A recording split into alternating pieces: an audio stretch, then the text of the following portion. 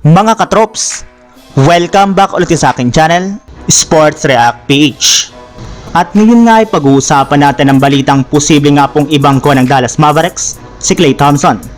Pag-uusapan na rin nga natin dito sa ating panibagong video, ang game preview ng laban ng Los Angeles Lakers kontra sa Utah Jazz.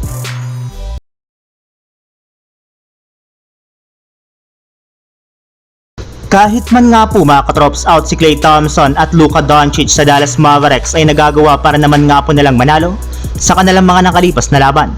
At isa nga po sa mga rason niyan ay ang pag-step up ng kanilang mga role players, katulad na lamang ni Quentin Grimes na nakapagtala nga po ng 20 plus points simula nang gamitin siyang pamalit kay Klay Thompson bilang kanilang bagong starting shooting guard.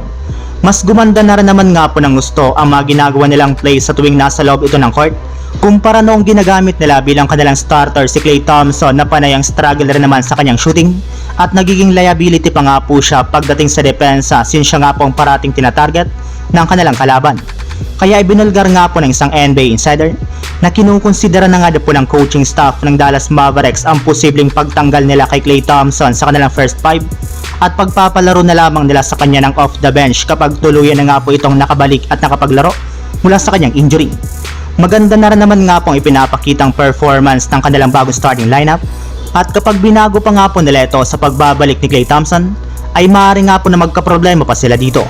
Samantala, punta naman tayo sa ating sunod na pag-uusapan sa game preview ng laban ng Los Angeles Lakers kontra sa Utah Jazz. Bago pa man nga po mga katrops magsimula ang kanilang laban ay inanunsyo na nga po ng Lakers na hindi nga po dito maglalaro sina Jackson Hayes, Bronny James Jr., Jared Vanderbilt at si Christian Wood. Nakalistar naman nga po dito bilang probable si Anthony Davis at questionable naman si Austin Reeves dahil sa kanika nalang mga tinatamong injury. Habang doubtful rin naman nga po dito si D'Angelo Russell dahil sa pagkakaroon niya ng karamdaman kaya magiging sobrang underman nga po ang lineup ngayon ng Los Angeles Lakers. At sa parte naman nga po mga katrops ng Utah Jazz, hindi rin naman nga po dito maglalaro ang kanilang mga players na sina Kyle Filipowski, Jordan Clarkson, Taylor Hendricks at nakalista rin naman nga po bilang questionable si Lauri Markkanen. And since nga po mga katrops home court ng Utah Jazz na Delta Center gaganapin ang kanilang laban ay magkakaroon nga po sila dito ng advantage. Ngunit ayon nga po sa isang analyst, mas malaki pa rin naman nga po ang tsansa na manalo dito ang Lakers dahil sila nga po ang mas malakas na kupunan kumpara sa Utah Jazz na isa nga po sa mga pinakakulelat na kupunan sa NBA ngayong season. So yun lang mga katrops, ang handog kong story ngayong araw.